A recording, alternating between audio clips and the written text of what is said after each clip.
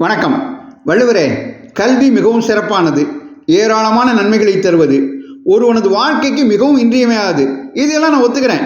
ஆனால் ஒருவன் ஒரு பிறவியில் கற்ற கல்வி 7 பிறவிகளுக்கும் தொடர்ந்து வந்து உதவும், பயன் தரும், பாதுகாக்கும்னு ஒரு குரலை சொல்கிறீங்களே, அது நம்புகிற மாதிரியாக இருக்கு வள்ளுவரே. அப்பனே, என் வார்த்தை இவ்வளவு சந்தேகப்பட்டுட்டியே. நமது பாரத மரபுப்படி நமக்கு 7 பிறவிகள் உண்டுங்கிறது நம்பிக்கை. ஈற்றைக்கும் 7 பிறவிக்கும் ஊற்றோமையாவோம், உமைக்கே நாம் ஆட்செய்வோம்னு ஆண்டாள் நாச்சியார் பாடி வச்சதை படிச்சிருக்க இல்லையா?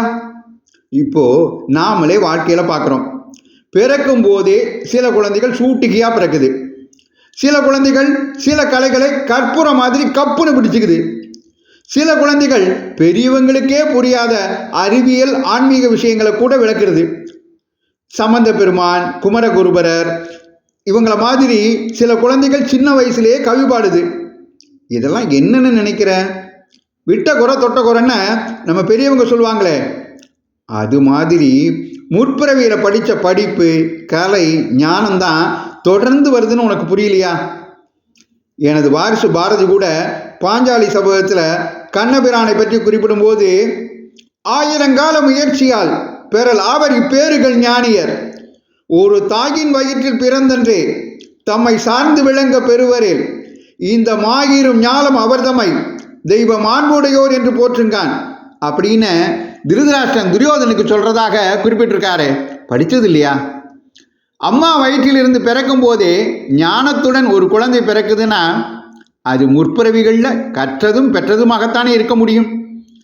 அதனால தான் ஒரு பிறவியில் ஒருவன் கற்ற கல்வி அவனுக்கு 7 பிறவிகள்லையும் கூட வந்து உதவும், பாதுகாக்கும் அப்படிங்கிற பொருளை ஒருமைக்கண் தான் கற்ற கல்வி ஒருவருக்கு எழுமையும் ஏமா புடைத்துன்னு கல்வி அதிகாரத்தில் 398வது குறளாக எழுதி வச்சேன்.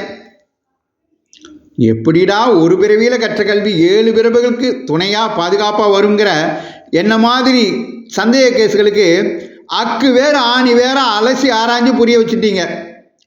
ஒருமைக்கண் தான் கற்ற கல்வி ஒருவருக்கு எழுமையும் ஏமாப்புடைத்து, என்ன மாதிரியே மற்றவங்களும் தெளிவாகி இருப்பாங்க, புரிஞ்சுக்கிட்டு இருப்பாங்க.